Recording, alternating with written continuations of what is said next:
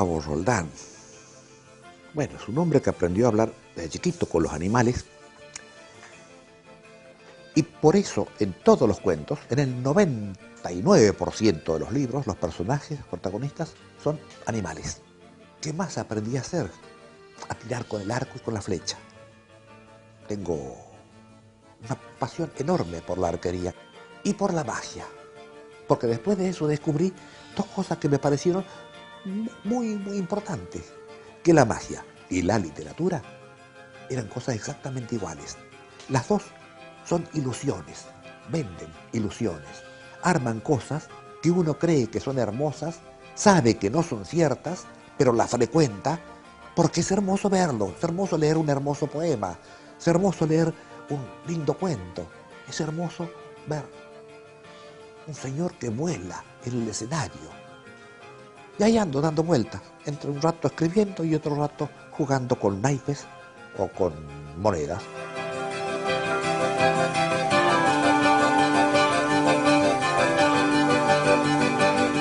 Pues yo no conocí libros, no conocí literatura hasta la edad de ir a la escuela, donde tampoco conocí libros, porque en la escuela donde yo iba, de libros, después llegaremos a la etapa de escuela, allí no había libros tampoco. Pero allí en el monte no había nada de libros, pero sí había cuentos. Cuentos había todos los días. Cuentos me contaba mi madre, me contaba mi padre, me contaba mi abuela, pero lo que más me gustaba era cuando llegaban los peones de haber estado corriendo en el monte, arriando tropas. Mi padre criaba vacas y eran todos hombres de a caballo, que eran mis héroes. Bajaban, llegaban de trabajar, bañaban los caballos y hacía una rueda. Y en la rueda del fogón, mientras estaba armateando, yo estaba primerito que todos, sentado ahí metido las patas. Eran todos hombres grandes. Contaban cuentos. En la escuela donde iban los chicos que se portaban mal, la maestra les decía a la biblioteca.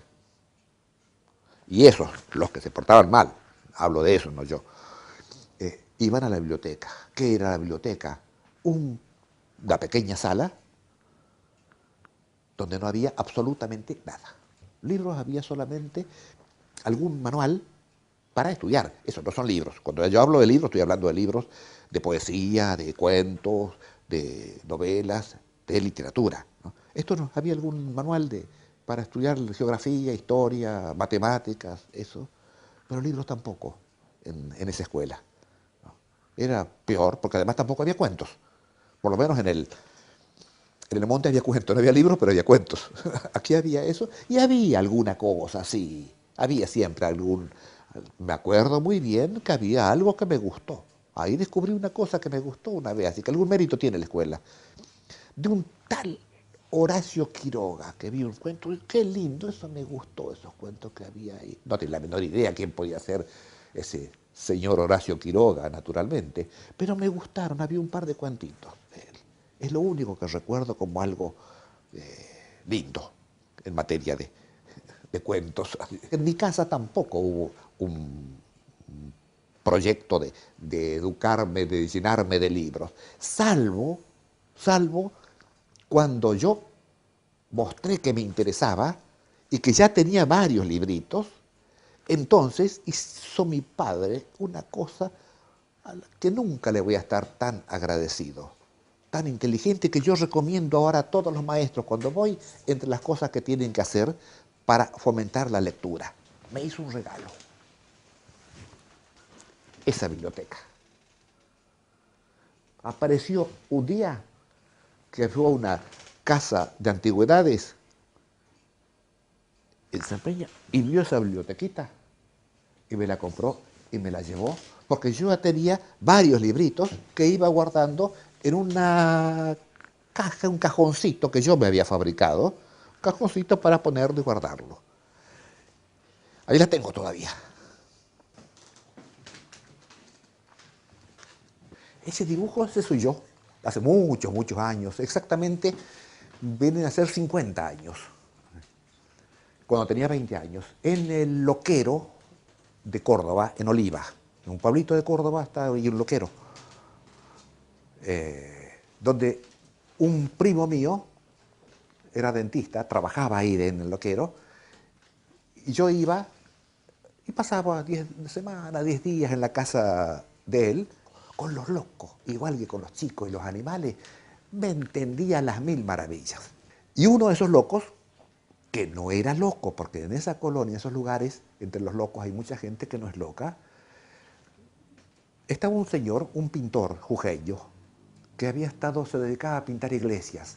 Pero no era un loco, este señor había tenido un accidente muy medio místico, un señor muy hermoso, muy bueno, muy amable, muy dulce, muy religioso, ¿no? Y entonces mi primo lo llevó a la casa de él, para que no esté con los otros locos. Así que estábamos ahí charlando, pasábamos horas y horas conversando. Y un día que estábamos conversando, me dice si no quería, me dejaba dibujar. Sí, cómo no, porque muy educadito, muy respetuoso el señor este, ¿no?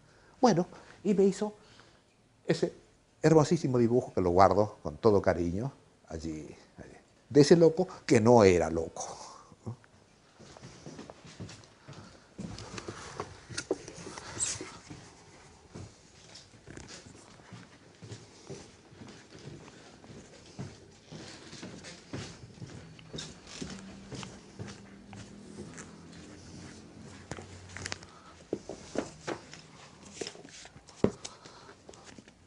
César Vallejo, que son los más importantes, exactamente por los mismos motivos, más algunos otros, que por los que me gusta Vicente Huidobro, que ha hecho las cosas más bellas, más bellas.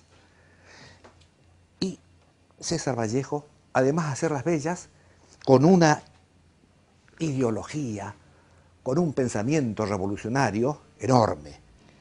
Y este viejo libro, La calle del agujero en la media, ya hablamos hoy de las mil y una noches.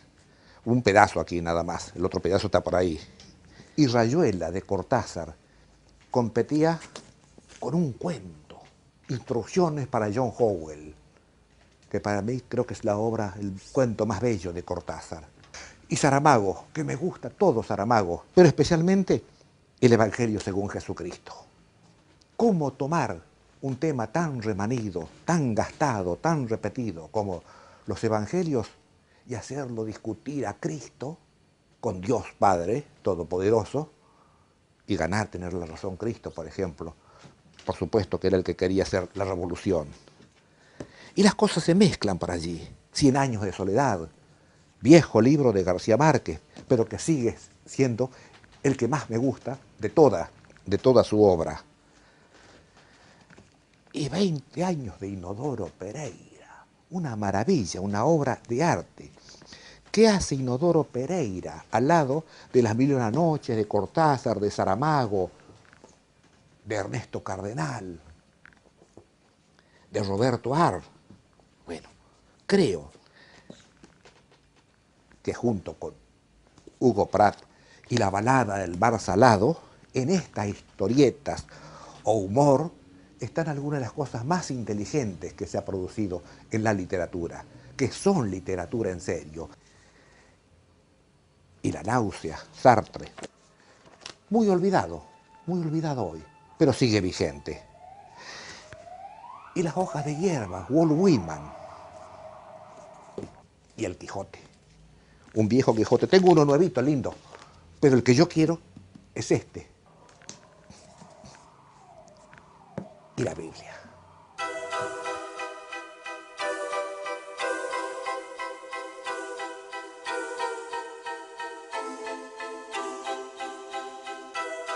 Las cosas que me gustaban eran los monos y los pájaros. Por eso también es el último de los libros, se llama El vuelo del sapo, dice, lo que más me gusta es volar, dijo el sapo. Porque esa es la cosa que yo más envidiaba. ¿Por qué los pájaros pueden volar tan lindo, tan hermoso? Parece hermoso. Y bueno, David Copperfield vuela. Y eso me parece bárbaro. Es muy lindo que alguien pueda volar.